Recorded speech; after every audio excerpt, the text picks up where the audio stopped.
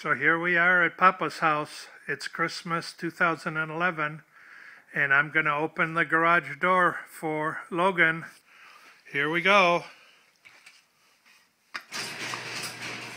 Here it comes.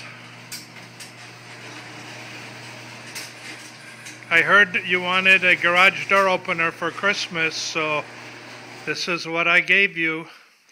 Now I'm going to open it up for you.